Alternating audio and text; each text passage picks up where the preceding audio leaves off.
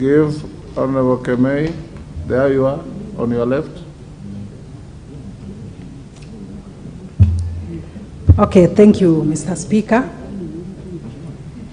And first, I want to appreciate the Committee of Labor who went to Kericho on fact-finding. And as much as I appreciate, I think the chair was too brief, but I believe what he has stapled will be looked more into. And when the time for, I believe, Mr. Speaker, there will be time maybe to debate on the same. And however, I would say that what the ministry has done is sufficient and satisfactory. But from my experience with the workers, because at least at some point I joined the committee, is the fact that sexual harassment is real and to some extent has been normalized, so that some of these workers may not report the cases to the managers. There's also general perception that the people working in the tea estates or the workers in the tea estates are available for sex, which should not be the case. And many of them may not report because of stigmatization. There is that fear of losing their jobs, and that is why they may not come out to report on the same. So from the shop stewards, Mr. Speaker, there's a dislink between them and the managers, the workers and the managers. There's a very wide gap between the two.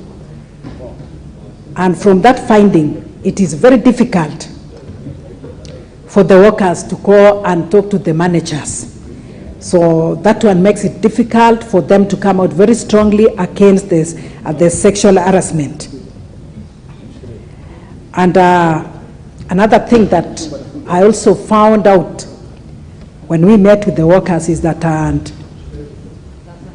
many of them, they have their working conditions being poor, their pay is poor, so at some point they yield to those, to whatever advancements. Ms. Mutembei, yes, Mr. Speaker. What you should be doing, having listened to the chair of the committee, is areas where you need further clarity.